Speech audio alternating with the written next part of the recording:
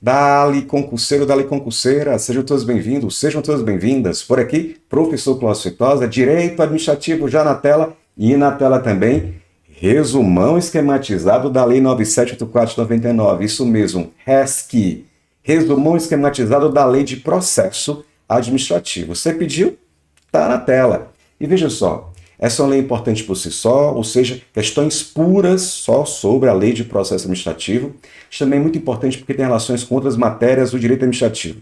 Relação muito boa com controle da administração pública, também com atos administrativos e até mesmo com princípios administrativos. Então, por essa razão, vale mesmo o estudo da Lei de Processo. Ah, Cláudio, mas essas outras matérias não estão previstas no edital. Sem problemas, vamos visualizar então a Lei de Processo, os seus pontos mais importantes, que têm uma relação sempre muito alta de custo, benefício, e indo direto ao ponto com os exemplos que eu sei facilitam na compreensão de diversos assuntos. É ou não é?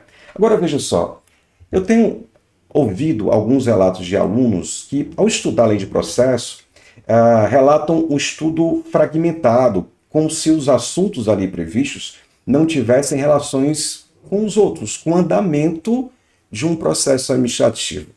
Isso acontece muito provavelmente porque antes da gente visualizar o assunto compartimentado, fragmentado, da forma como está na lei, é importantíssimo ter uma visão panorâmica, uma visão de drone, a gente compreender o processo administrativo e aí sim, na sequência, compreender o assunto de forma mais sistematizada. Beleza? Então, antes de começar o estudo da Lei de Processo Administrativo, vale então a gente fazer logo essa referência, né? Lei de Processo Administrativo, dado, claro, como eu mencionei, pela Lei 9784/99. Mas aí eu pergunto, e o que é o processo administrativo? Processo administrativo, uma definição simples, sucinta, objetiva, mas só para você perceber de forma rápida, logo a gente pode fazer assim, definir como um caminho formal para que a administração pública possa tomar uma decisão, para que a administração possa tomar uma decisão. E essa decisão tomada normalmente é um ato administrativo. Daí a relação que tem um processo administrativo ao produzir uma decisão, essa decisão normalmente é um ato administrativo. Veja só, normalmente, ou se você verificar, para que o Poder Judiciário, no exercício de sua função típica, possa produzir uma sentença, né? Uma sentença, existe uma série de atos antecipados, preliminares, a um processo judicial. Da mesma forma, se verificarmos o Poder Legislativo no exercício da sua função típica, legislar, para produzir uma lei, existe uma série de atos preliminares antes da elaboração da lei. Portanto, com o processo administrativo, no exercício da função administrativa, nós teremos também a administração, quem estiver no exercício da função administrativa, para poder produzir, para realizar, para editar uma decisão, um ato administrativo, existe uma série de atos que serão verificados. Só para você ter uma ideia exatamente disso, a gente pode dividir qualquer ou quase toda a realização humana, né? Seja processual ou não, mas verificando aqui o processo, a gente pode verificar o processo em 3 momentos, né? Início, instauração, desenvolvimento, meio de campo e ao final a decisão. Se a gente pegar agora aqueles assuntos que estão fragmentados na lei, que eu dizia há pouco, a gente pode ter essa visão de drone panorâmica já melhor assim, na tela. Observe. Início, meio e fim. E alguns assuntos mais associados a cada uma das etapas do processo, sendo que, ao certo, a decisão administrativa vai ser tomada e provavelmente nem acabe aqui. Por quê? Porque nós teremos chances de recursos, revisão, e aí segura um pouquinho que já verifico isso melhor para você compreender e ter essa visão, como estou pretendendo, panorâmica do processo administrativo, para aí sim a gente começar na sequência, estudar em partes os assuntos previstos na Lei de Processo Administrativo. Tranquilo? Então, voltemos aqui.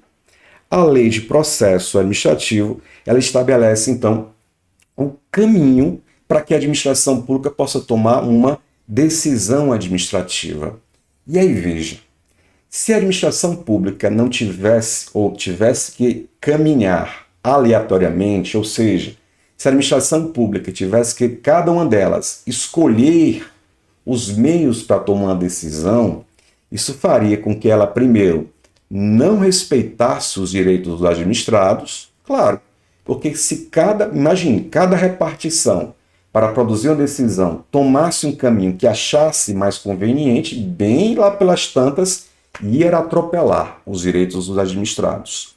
E fora isso, a administração pública possivelmente estaria muito mais tendenciosa a fugir dos seus objetivos. Por isso, gente, o artigo 1º da Lei de Processo, ele estabelece exatamente esses objetivos. Vem comigo, observe só. Artigo 1º, ó, nosso start de verdade. Artigo 1º. Esta lei estabelece normas básicas sobre o processo administrativo no âmbito da administração pública federal, direta e indireta, visando em especial, a proteção dos direitos dos administrados e ao melhor cumprimento dos fins da administração pública. Vamos explorar um pouquinho esse dispositivo. Primeiro, ela estabelece normas básicas sobre o processo administrativo. Ela primeiro quer dizer que os processos, para que a administração possa tomar qualquer decisão, essa lei vai fornecer uma série de etapas que servirão para vários setores da administração pública. Esse é o primeiro ponto. Normas básicas, ou seja, serve de base para diversos tipos de processos. Mas veja mais, a lei ela surge para a área federal, tá? Isso quer dizer que estados e municípios têm competência para elaborar suas próprias leis de processos. Só que, coincidentemente, ou melhor, curiosamente, a maior parte dos estados e dos municípios não elaboraram sua lei de processo. E aí, para antecipar, simplificar isso, a jurisprudência permite e aceita de boa que os estados e municípios que não têm a sua própria lei de processo possam observar, possam aplicar a lei federal, sem problemas. Então, embora a letra da lei tenha sido feita originariamente para a área federal, porque se esperava que estados e municípios elaborassem suas próprias leis, a maior parte deles não elaborou. A jurisprudência eles vão consertar isso assim. Estados e municípios podem aplicar, se não tiverem suas próprias leis, a lei federal, sem problemas. Mas eu quero chegar mais aqui, em especial, a proteção dos direitos dos administrados e o melhor cumprimento dos fins da administração pública. Veja, uma decisão em que cada repartição, cada entidade, cada órgão tivesse aleatoriamente as suas etapas, o seu processo, nós teríamos então caminhos que se avizinhariam à arbitrariedade, sem respeitar os direitos dos administrados. E, além disso, a administração pública tenderia à desorganização, tenderia a não conseguir o seu objetivo, o interesse público. Veja, por exemplo, aqui numa universidade federal, no Instituto Federal. Olha a série de exemplos diferentes que a universidade toma todo dia e que tanto a Universidade do Rio Grande do Norte, a Universidade Federal de São Paulo, a Universidade Federal do Ceará deve cumprir.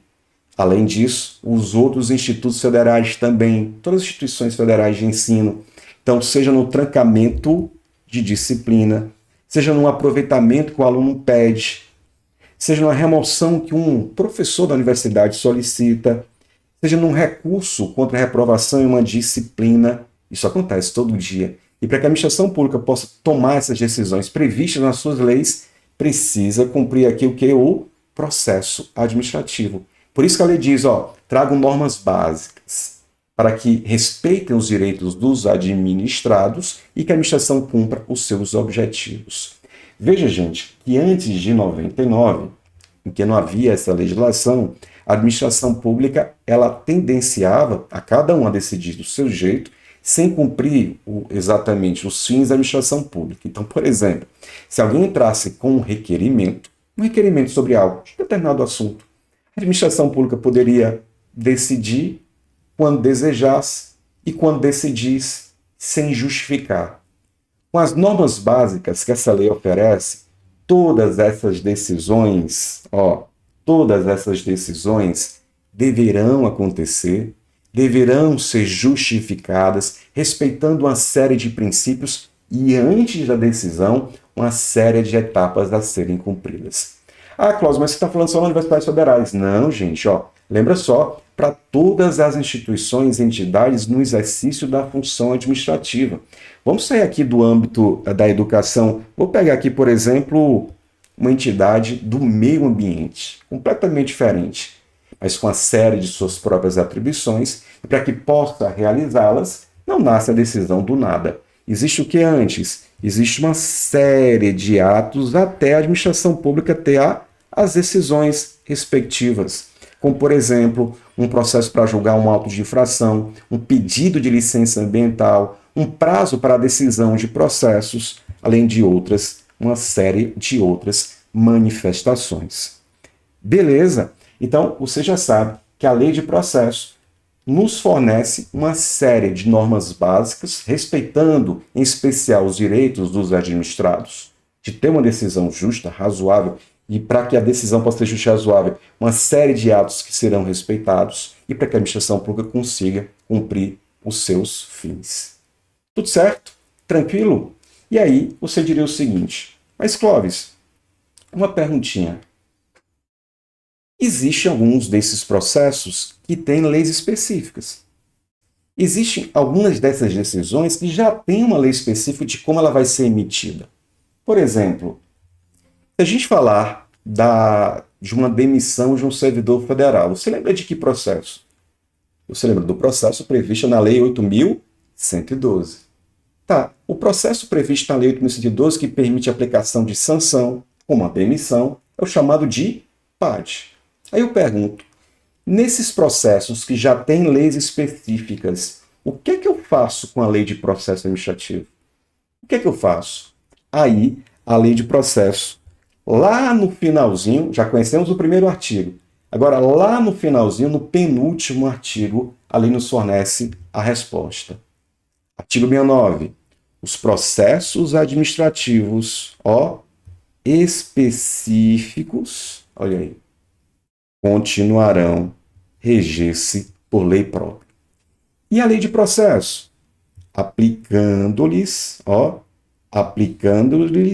subsidiariamente os preceitos desta lei. A lei de processo, então, diz os processos que já têm lei específica, como, por exemplo, o PAD, é a Lei 8.112, que estabelece a tramitação para a aplicação de uma punição, continuarão sendo regrados pela Lei 8.112. Me apliquem, diz a lei de processo, só de forma subsidiária, só de forma supletiva. Então, por exemplo, saindo aqui do campo punitivo disciplinar para o campo do poder de polícia, aplicação do auto de infração. O auto de infração tem legislação própria, específica. A lei de processo é aplicada como? De forma supletiva, de forma subsidiária. Beleza? Então, meio que a lei diz assim, eu não vim aqui para mudar os processos já têm específicas. Esses já estão bem servidos. Eu vim para trazer o procedimento básico para aqueles processos que não existiam leis e para aqueles que já têm, me apliquem de forma subsidiária. Beleza? E aí, interessante porque a gente visualiza os dois extremos, né? O artigo 1º e sem problemas. Agora, o artigo 69 da Lei 9.7/499, da Lei de Processo Administrativo. Tranquilo? E aí, como eu disse, né, para que a administração pública possa tomar decisões, para que possa, então, ao final, ter um ato administrativo, existe uma série de etapas que serão cumpridas, né? Início, meio e fim. A gente vai visualizar isso na sequência. E, inclusive, como antecipei, né? Acabei dando um spoiler, mas como antecipei, aquela série de assuntos que a lei traz, início do processo, quem são os interessados, competência, impedimento de suspeição, meios de intimação, instrução, motiva essa série de atos, todos poderão ser juntos ou alocados, mais ou menos como está aqui, proposto, nas etapas do processo. Tranquilo? E aí eu posso dizer que esse processo administrativo ele é marcado por algumas, traz para mim, por algumas ideias, por alguns princípios gerais, algumas características. E essas características, né, acabam sendo, claro, o contraponto do processo com o processo judicial. Se você colocar, por exemplo, num ringue, né, processo administrativo versus processo judicial, quais seriam as características do processo administrativo, quais seriam as características do processo judicial? Claro, e nos interessam essas características aqui, as características do processo administrativo. Gente, e digo para vocês, aqueles detalhes, né, aqueles compartimentos da lei, os assuntos propriamente da lei, foram bem inspirados nessas ideias maiores aqui, dessas características do processo administrativo. Então eu digo para vocês, importantes por si só, mas servem como bússola. Está na dúvida, como está previsto no artigo 50 da lei? Vai para cá. Está na dúvida, como está previsto no artigo 15, inciso, vai para cá. Ela vai te trazer um rumo, pelo menos, né? Uma bússola. Então, essas são as principais características que, por si só, você vai perceber, né? Várias questões de prova. Então, na tela, características do processo administrativo. Vem comigo, ó. Primeira delas, informalismo ou formalismo moderado. A forma no processo administrativo é apenas um meio, não é um objetivo em si. É capaz de um ato administrativo, mesmo que a forma pré-estabelecida não seja respeitada, mas o ato for realizado, do ato ser mantido. Eu vou te mostrar isso já já, ao falar, por exemplo, de que aqui no processo administrativo não há os efeitos da revelia. Segura um pouquinho, já já falo sobre isso. Mas aqui já é um primeiro contraponto com o processo judicial. No processo judicial, predomina o formalismo.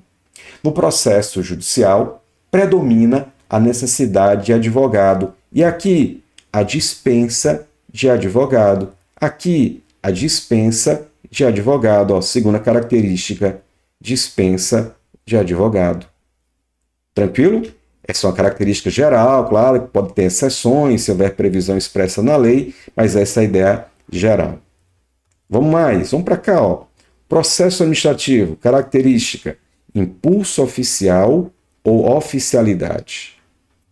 Ontem mesmo eu fazia uma questão, uma live, fazia uma questão sobre esse princípio, uma questão recente da RCC, cobrando isso aqui, falando sobre isso aqui, o impulso oficial, uma baita diferença do processo judicial. No processo judicial, a ideia da inércia, né? São as partes que ingressam, são as partes que pedem a movimentação do processo. No processo administrativo, as partes podem pedir também, podem iniciar o processo. Mas aqui a característica é impulso oficial, oficialidade. A própria administração pode iniciar o processo, pode tocar o processo, pode revisar a sua própria decisão, sem pedir ou sem necessitar dos pedidos dos interessados. Nome da característica, impulso oficial, oficialidade. Então, vê se está tudo certo. O processo administrativo, informalismo, dispensa de advogado, impulso oficial, tem mais para cá. Gratuidade, o processo administrativo, ele é gratuito, não precisa fazer o pagamento de custas, emolumentos, nada disso, né? A proibição de cobrança de despesas processuais, salvo, sempre com aquela ressalva, né? Salvo os previstos em lei. E uma baita característica do processo administrativo é isso aqui, né? A verdade real, também protagonista de tantas questões de concurso, verdade real ou material. Isso mesmo. As decisões deverão ser tomadas a partir dos fatos em si. Ao contrário do processo judicial, mesmo de natureza cível, que admite ficções, presunções, no processo administrativo, nós estamos com o pé muito mais ligados na realidade do que realmente aconteceu. Então, sempre costumo dar o seguinte exemplo, em nome da verdade real material, tá? Vamos comparar. No processo judicial, se a parte inicia o processo e lá pelas tantas, em uma das etapas, tem um limite também, mas lá pelas tantas decide desistir do processo, o processo tende a ser extinto. No processo administrativo, se uma das partes ingressam com um processo e lá pelas tantas, vou pedir para desistir, para ser extinto o processo, pode ser que o processo não seja extinto. Isso se o interesse público exigir. E aquele exemplo, para quem foi meu aluno, vai lembrar que gosto sempre de colocar porque foi baseado num exemplo prático, numa situação prática. Traz para mim a possibilidade de que alguém participe de um concurso público e perceba falha na aplicação da prova, barra suspeita de fraude. Essa pessoa então pede, numa segunda-feira depois da prova, a investigação de um fato que aconteceu estranhamente na aplicação da prova. E aí, a partir disso, a administração pública vai fazer a investigação, vai instaurar um processo administrativo para poder, então, ali coletar alguns dados, saber exatamente o que aconteceu. Aí considera a hipótese dessa pessoa, na semana seguinte, receber a boa notícia, aguardada esperada por todo concurseiro, que foi aprovada em um outro concurso. Em outro concurso, tinha feito antes, recebeu a boa notícia, foi aprovado. Aí quando saiu a boa notícia, poxa, mas espera aí, eu vou pedir para desistir daquele processo uma semana depois. Pedi para desistir daquele processo, porque já resolvi minha vida, a parada aqui agora é outra. Aí pediu a desistência do processo. O processo não foi extinto, porque olha o que ela alegou. Suposta falhas na aplicação da prova barra fraude. Isso é de interesse público ou não? Claro que é. E aí a administração pública, mesmo com pedido de desistência, ela vai em busca do que realmente aconteceu. Nome disso? Nome disso é verdade real ou verdade material. E esse detalhezinho, gente, está previsto lá na lei, lá quase no final, por volta do artigo 49, por ali, da desistência do processo, em que a lei fala exatamente isso. A desistência do processo, por si só, não gera a sua extinção se o interesse público exigir. Em outras palavras, verdade real ou verdade material. E aí segura que essas características, ou se preferir esses princípios, essas ideias, elas permearão todo o estudo da lei de processo e, por isso, funcionam como verdadeiras bússolas, né, na orientação de como proceder diante de um caso específico. Beleza? Avançando, avancemos. Etapas do processo administrativo. Início, a instauração, que inclusive você já sabe como é que pode ser iniciar um processo. O início pode ser pela própria administração pública, tocando o início de um processo. Por exemplo, o IBAMA constata que determinada fábrica está instalada próximas de um rio e não tem licença. Ou a licença pode estar vencida. Pode no IBAMA instaurar um processo? Claro que pode. Mas também pode porque uma ONG pediu a IBAMA a instauração do processo. Beleza. E aí eu vou ter o desenvolvimento do processo, com a coleta de provas, instrução, comunicar, intimar os interessados das decisões que estão acontecendo. E ao final, a decisão. Inclusive, a decisão administrativa pode ser que nem termine o processo. Teve a decisão no processo, mas pode ser que o processo não termine propriamente aqui. Sabe por quê? Terminou o primeiro round, terminou o primeiro tempo, mas pode ser que a pessoa busque o quê? O controle da decisão, entrando com um recurso ou com uma revisão, a depender de que natureza e o do procedimento, características, né, para a utilização da revisão. Então, de outro jeito, agora sim, ó, se a gente pegar aquela série de assuntos compartimentados, segmentados na lei de processo, a gente pode encaixar exatamente assim, ó, nessa visão geral. Né? O começo do processo, com aqueles assuntos iniciais, depois o desenvolvimento, especialmente com a instrução probatória, intimação das decisões, meios de intimação, e a decisão, por fim, que pode ser alvo, está aqui, ó, que pode ser alvo de recurso, pode ser alvo de revisão, exatamente como você está percebendo aqui. Veja como ficou claro. Assim fica melhor.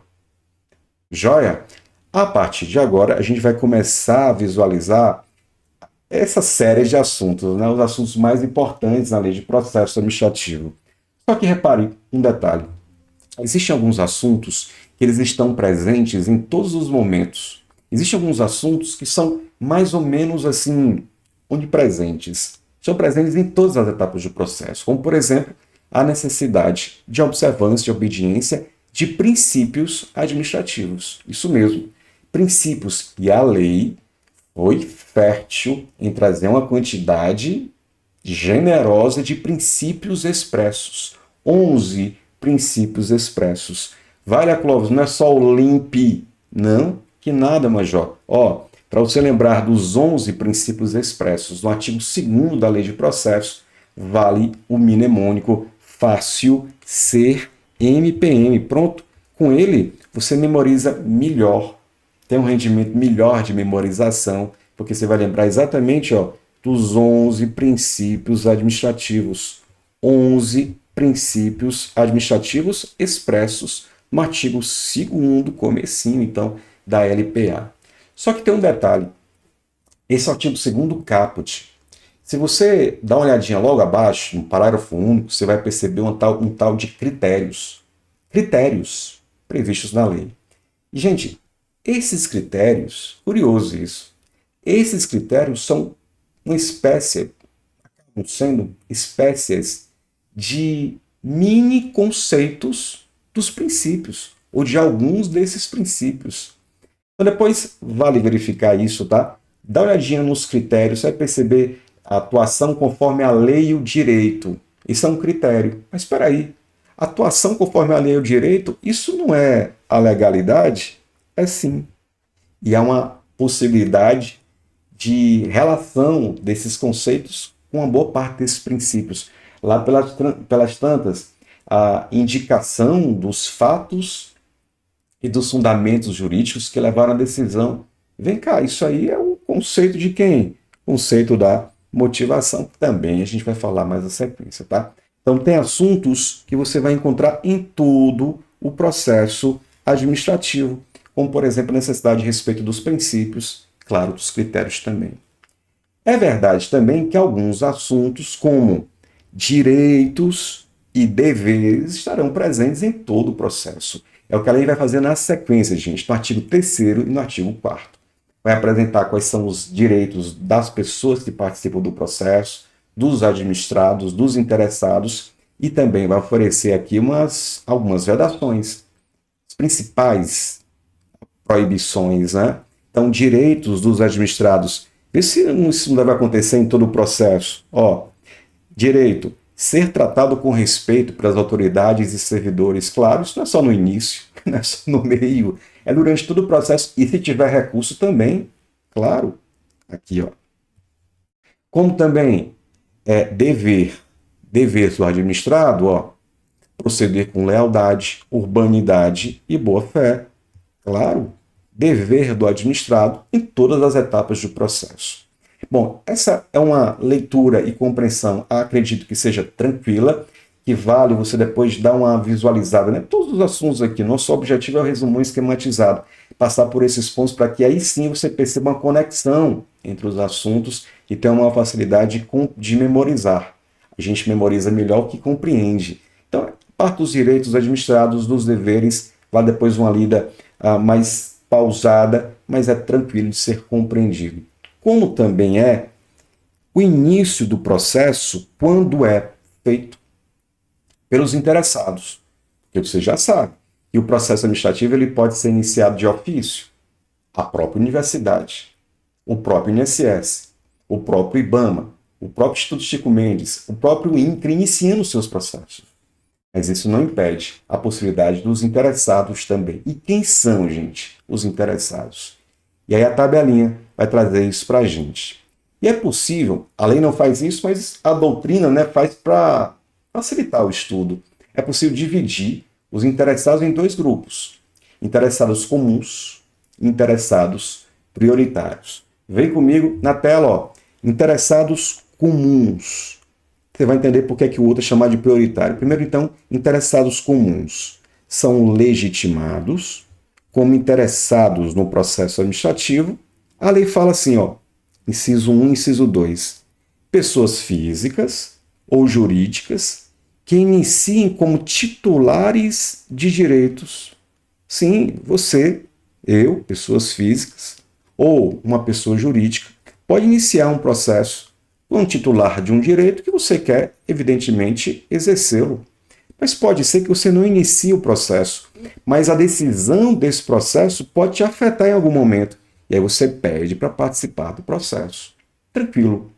O mais curioso aqui no artigo 9º é que nós temos aquelas pessoas que não são titulares individuais do direito em si, mas ainda assim pode entrar pedindo algo à administração pública.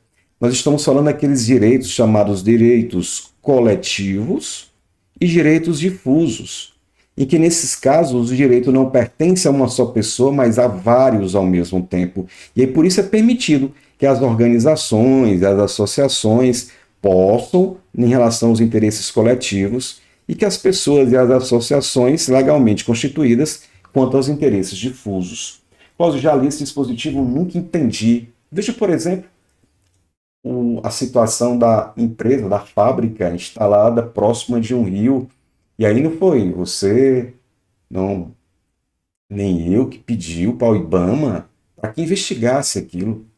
Foi uma ONG de proteção ao meio ambiente. Isso é um direito difuso, em que a lei permite que as pessoas ou as associações legalmente constituídas possam, então, ingressar com um processo, exigindo providências sobre a determinada fábrica de poder ou não continuar ali. Tranquilo isso? Então, esses são os interessados. Finalzinho da lei, exatamente o último artigo, é a lei listando quem são os interessados prioritários, ou seja, aquelas pessoas que têm prioridade na tramitação e solução de um problema, de uma forma mais apressada, acelerada, prioritária, para a solução de algo que é levado para a administração pública. Então, por exemplo, são prioritários, terão prioridade na tramitação, pessoa com idade igual ou superior a 60 anos de idade. Pessoa com idade superior a 60 anos. Aqui, a 60 anos. Me recordo uma questão da Alce, da Alesse, né? O último concurso era só sobre isso. Marque das opções abaixo, quem é o interessado prioritário. Aí ele fazia lá a distinção homem com mais de 60 anos, mulher com mais de 60, homem com idade igual a 60 anos, e veja que não há distinção de sexo, né? Aqui, pessoa com idade igual ou superior a 60 anos de idade. Da mesma forma, pessoa portadora de deficiência física ou mental. E também pessoa portadora de uma série de doenças aqui listadas. Eu sempre digo que quando leio essa lista, parece a música lá do Titãs e tudo mais, são interessados. São três, né?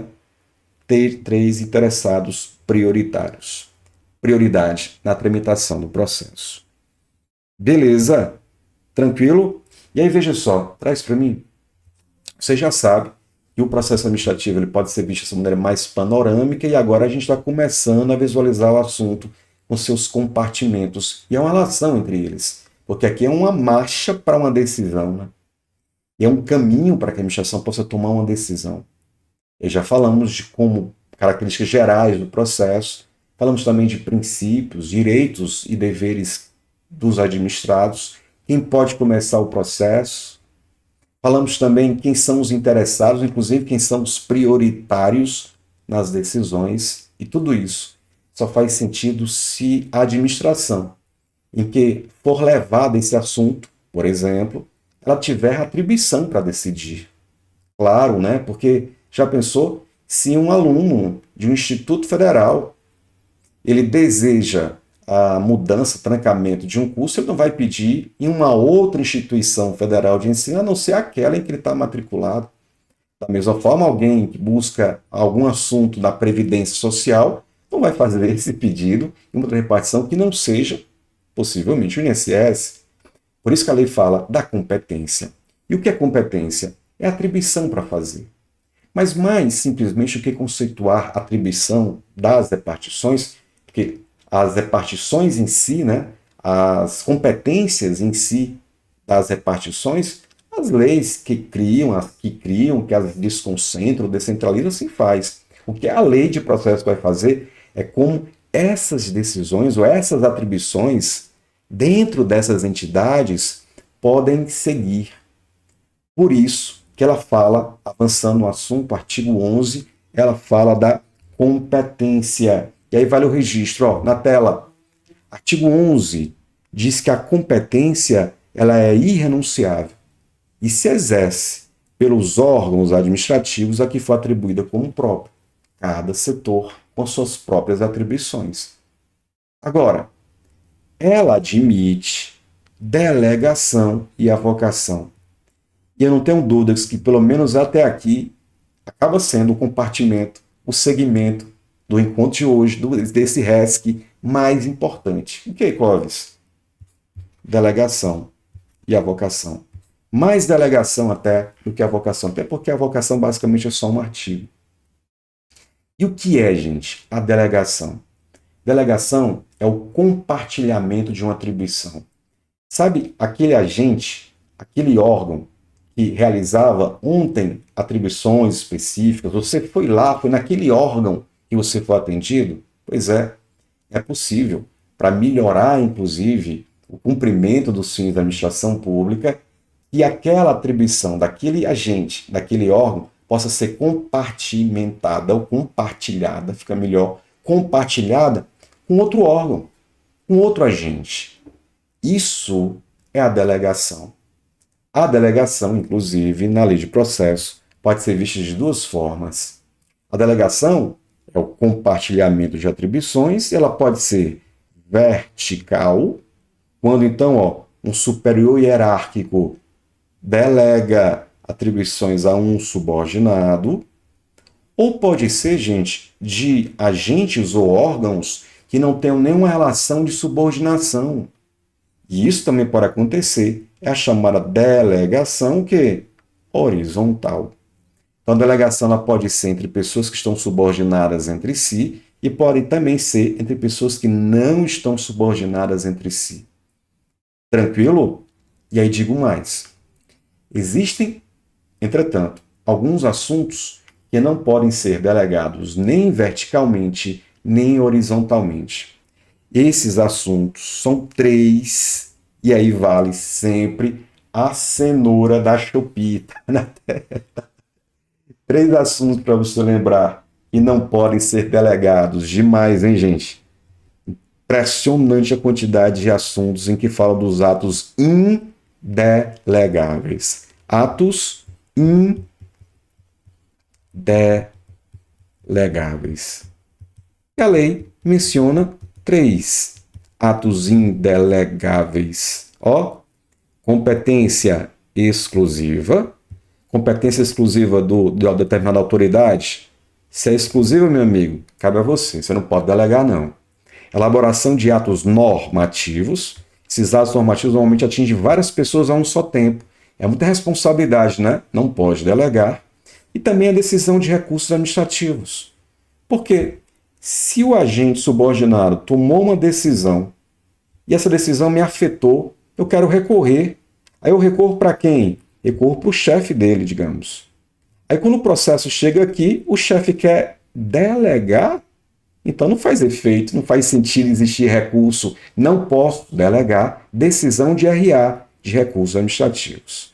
Então é vedada a delegação, segura aí, cenoura. Cláudio, está faltando. Por isso que a cenoura da Shopee está faltando uma e funciona.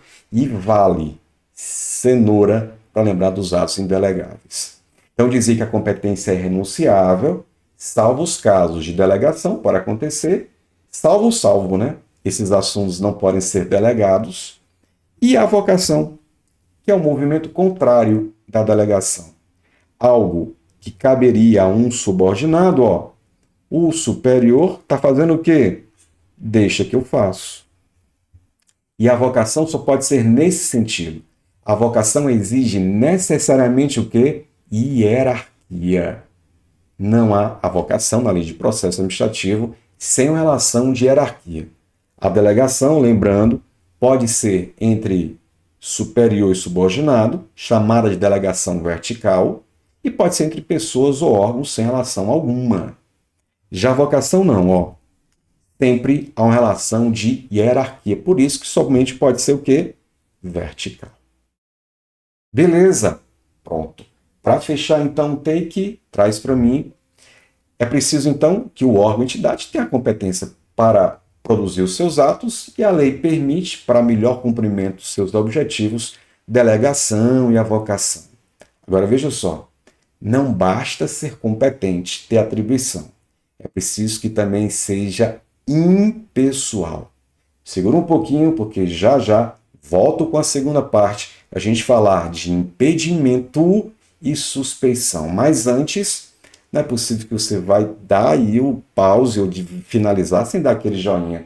Deixa aquele joinha, cumpre todo o ritual youtubiano, se inscreve no canal, inclusive para ser alertado para a aula 2 e para outros resumões esquematizados, de olho na sua aprovação.